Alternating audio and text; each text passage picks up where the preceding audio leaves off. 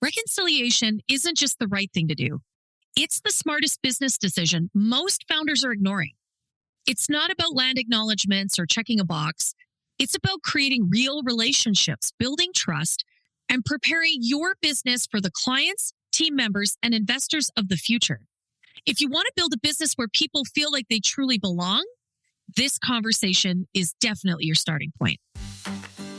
Welcome to Female Founder Unplugged, the show where we cut through the noise and have a real, raw conversation about what it takes to build and scale a successful business as a female entrepreneur. I'm Lindsay White, people strategy expert, leadership coach, and fellow founder. And I know firsthand the challenges of scaling sustainably and staying connected to your passion along the way. This podcast is for ambitious women just like you, seasoned founders and CEOs navigating the challenges of leadership, team building, and sustainable growth. In each episode, we'll dive into those topics that are most important to you as a female founder. You'll hear honest, no BS conversations about building, growing, and leading a team and culture so that you can grow without losing yourself in the process. Because let's be real, entrepreneurship can feel isolating, and leadership doesn't come with a roadmap. If you've ever struggled with the pressure of running a business, felt overwhelmed by growing your team, or wondered, how do I scale without sacrificing my vision and my purpose? You're in the right place. Let's get unplugged. Hey, friends. Welcome to another episode of Female Founder Unplugged. I'm pretty excited today because I've got Tanya here with me, and we're going to have a really cool conversation. Of course, we just had here in Canada our National Day of Reconciliation on September 30th.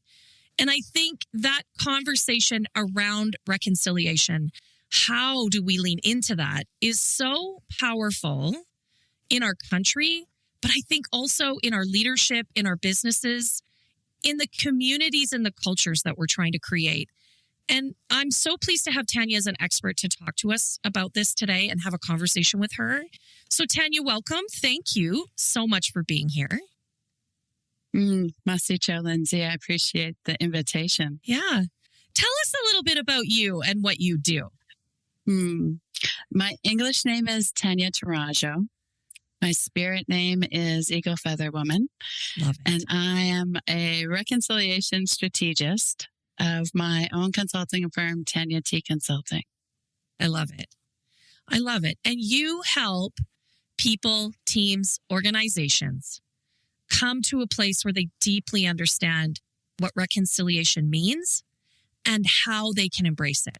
Yes? Did I describe that right? Yes, absolutely. I help non-Indigenous governments, organizations, corporations, leaders understand what reconciliation means in Canada and how that they can start their own journey or enhance the journey that they are on meaningfully. Meaningful. I love that. Yeah. We're not talking in that performative check the box way. We're talking about weaving that in all of our processes, our systems, our cultures, so that we really truly create spaces of belonging. And I am all about that. And reconciliation fits so beautifully into that. Yeah, absolutely. Really, when you look at it, reconciliation is smart economics. Mm-hmm. Right now, like Indigenous people, we're the largest, the fastest, let me correct that, and youngest population, which is so important to recognize right now, along with the court cases, money being able to guarantee loans from the federal government. And if you check out reports from Statistics Canada released in April, we are the only growing business sector in Canada right now. So it makes sense to start your journey towards reconciliation or expand it with true, meaningful partnerships. Yeah. Yeah. And I did know that our Indigenous peoples are some of the youngest and fastest growing. There is real power and energy there. And I love that. There is real wisdom and intelligence there. And I think when we can bring that in and harness that in our small scaling operations, we can really feed off that energy for our growth. Oh, absolutely. Either the young people of the future are going to be your clients, Yeah. or they're going to be your workforce. Yeah. And are you ready for both? Yeah. I love Yeah. that. That's awesome. That is great. They are going to be, whether they're buying from you or they're working for you. You need to tap into that. And I recognize for many of us, I mean, you and I are kind of firmly in that Gen X category. And, we are absolutely challenged by these new younger generations. They value different things. They look at the world very differently than we do. Mm-hmm. And it is absolutely in our best interest to just try and understand that. Absolutely. And actually, I think it's the young people who are now really pushing social issues forward. That you see the boycott against companies who don't support social issues going forward. Yeah. And that's the same in Indigenous country. Mm-hmm. We pay attention to who has a land acknowledgement on their website, who's published a reconciliation plan, who's lifting up their Indigenous partners, because that's where we want to do business and that's where we want to work. Yeah. Yeah. And I think, that those are very, very straightforward things we can do. Yeah. We can get guidance on how to do that, and we can implement. It doesn't cost us money. It doesn't cost a ton of time. What it does is we need to put some thought and intention towards that. And I think we can take those are meaningful steps, but we can do them without being really complex or overanalyzing. Oh, absolutely. Oftentimes in my work, that over-analysis leads to paralysis, right? We've heard that. Yes. And I like to share with my non-Indigenous clients that there's no Indigenous jail. So, because protocol, sometimes people overthink protocol when it comes to Indigenous protocol or ceremony. Yeah. Yeah. And at the end of the day, we want to make friends, just like you want to make friends. Yeah. Yeah. And there's no jail or no penance if perhaps you don't say the right word, or maybe you don't have tobacco or anything. Right. At the end of the day, we want to build partnerships. Yes. I think I worked for an organization. I mean, you and I talked about this prior to hitting record, but I worked for an organization that had a really robust Indigenous strategy, worked very closely with elders, had a group in the organization that really worked and it was a great learning experience for me. And one of the most important things I took away was this concept of, creating relatives, and that deeper, meaningful connection. And to me, that's what we're trying to do as we understand reconciliation, the steps we can take, but also just more generally as we're trying to build high-performing teams in our business and create connections with our clients. Like, it's all about creating new relatives, creating those beautiful connections. Mm-hmm, absolutely. We don't do business transactionally. No. We want relationships. Mm-hmm. We want sustainable win-win relationships. Mm-hmm. And what I mean by that is a lot of people think of reconciliation as lose-win. Mm-hmm. Like you mentioned that there's no big cost. Mm-hmm. Even that, some people are like, ooh, that's a big investment. Mm-hmm. Mm-hmm. And I like to counter it with what are you losing out by not paying attention to reconciliation? Mm-hmm. What partnerships are you not leveraging? Mm-hmm. Are you not collaborating with? Mm-hmm. Are you not benefiting together from? Mm. What future applicants are going to overlook you because you haven't built those partnerships? Yeah. What about investors? Yeah. ESG is big. Yep. Sustainable goals is big. Yeah. When you start tying that into reconciliation, it makes business sense. It you know what? I love the way that you just put that, because I think that's exactly it. There is, you said, a win-win and absolutely a net benefit.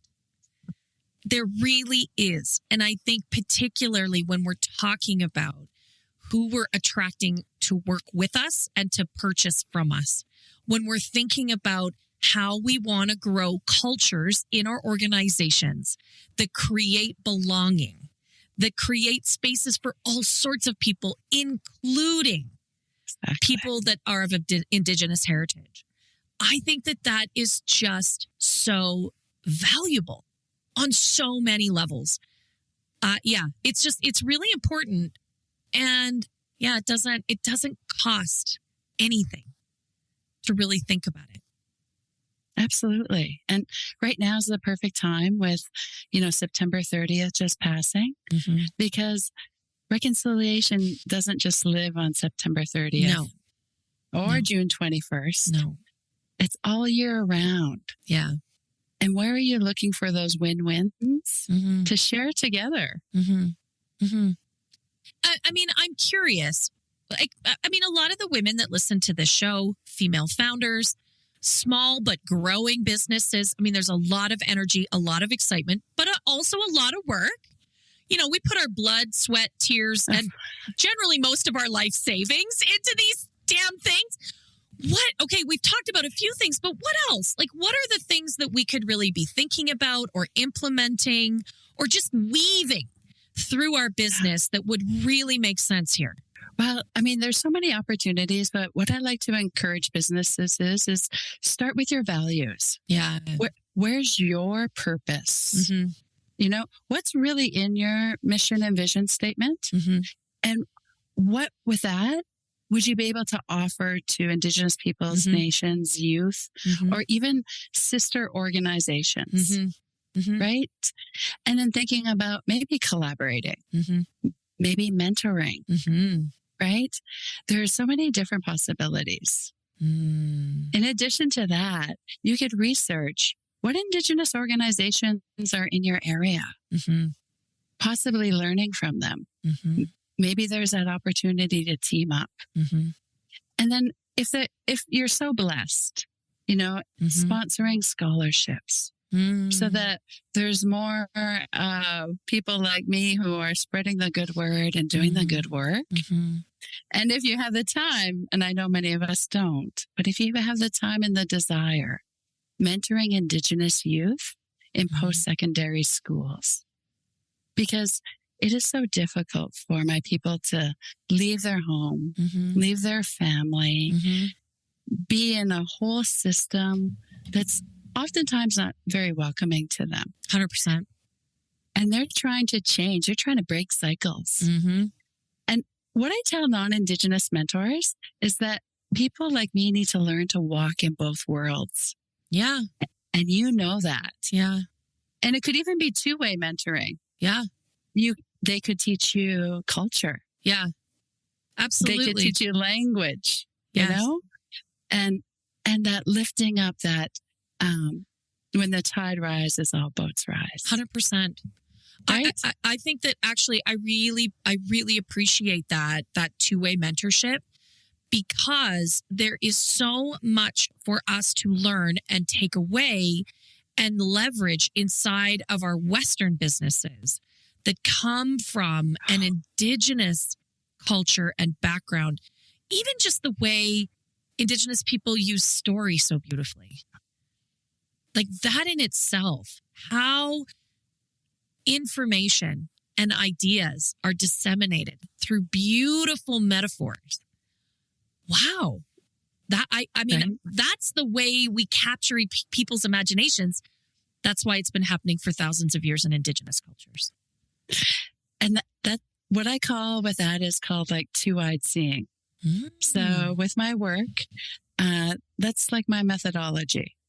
Still honoring the strengths of Western culture. Yes. Frameworks, data, indicators of wealth and growth. Okay, that's all important, right? Yeah.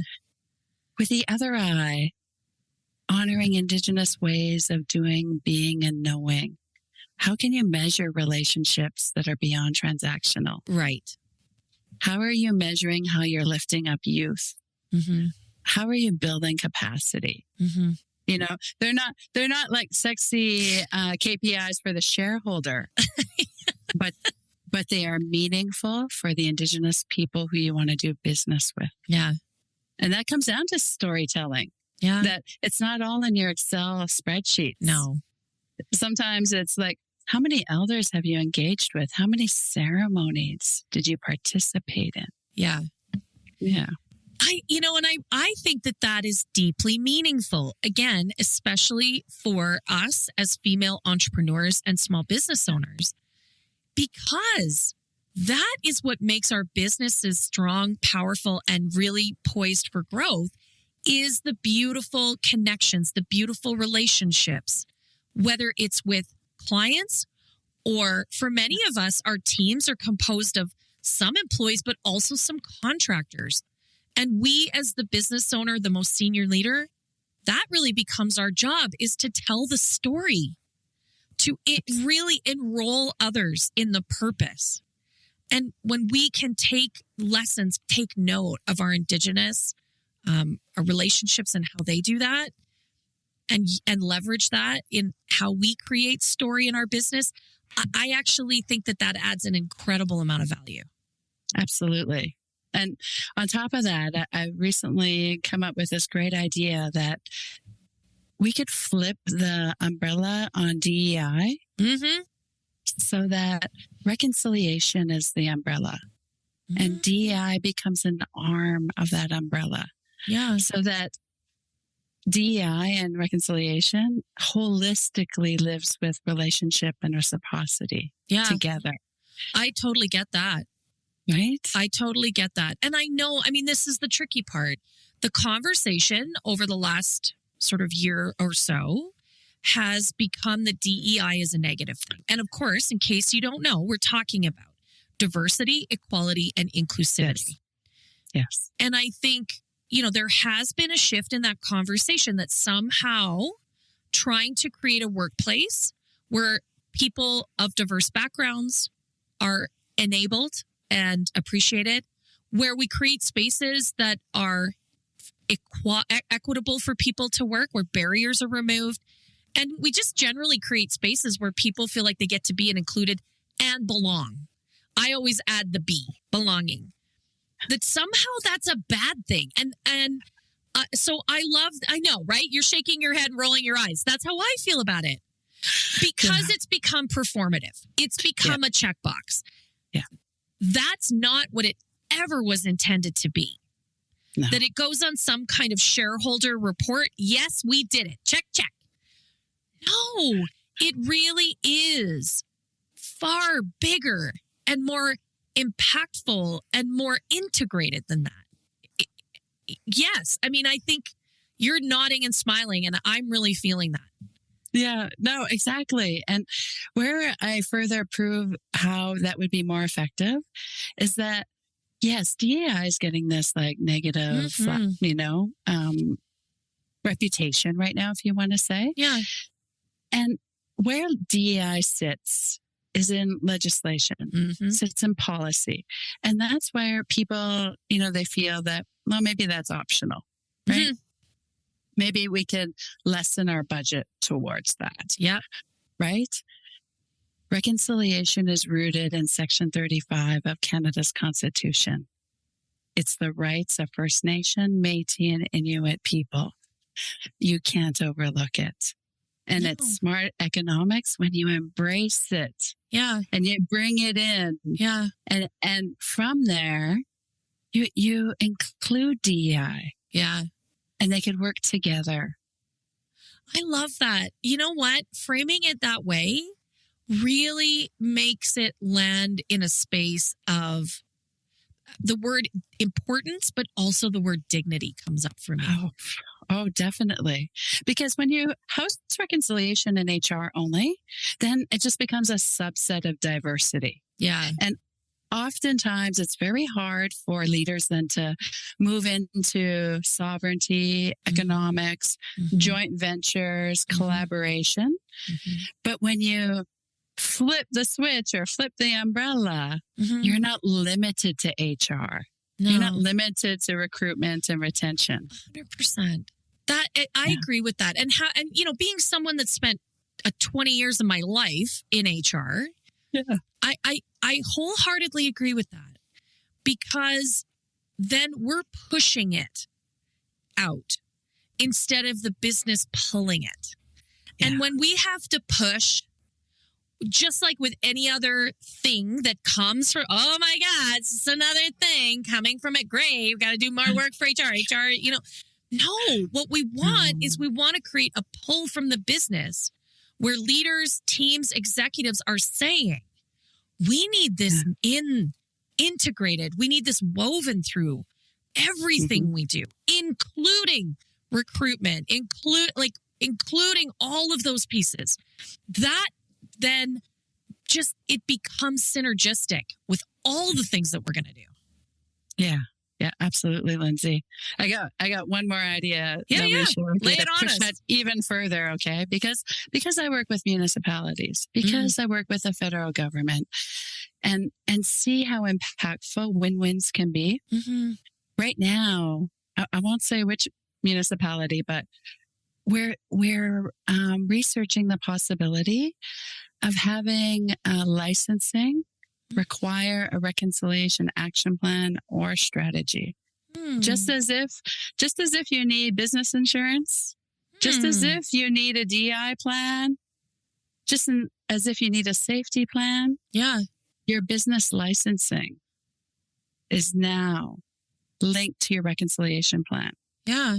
And I like that. It really puts the onus on the business to do it. Yeah. Because right now it's optional. Yeah, totally. Sure, we have the 94 calls, and we have call number 92. But at the end of the day, there's nothing in Canada to make it mandatory to do. Yeah. It's a nice thing to do. It's and oftentimes seeing as, I can't even say the word, giving away sponsorship money, right? Yeah. That's where the lose-win comes in. Yeah, totally. Totally. No, you know what? I think that's really interesting. And again, that plan doesn't have to be complex. It doesn't have to be complicated. It doesn't have to be expensive. It needs to be thoughtful and intentional. Mm-hmm. Australia is already doing it, where they have a federal department dedicated to reconciliation, and they have 3-tiered templates available. You're not even allowed to use your own template. So they've set out for you. How do you start? Where are you at the intermediate engagement level?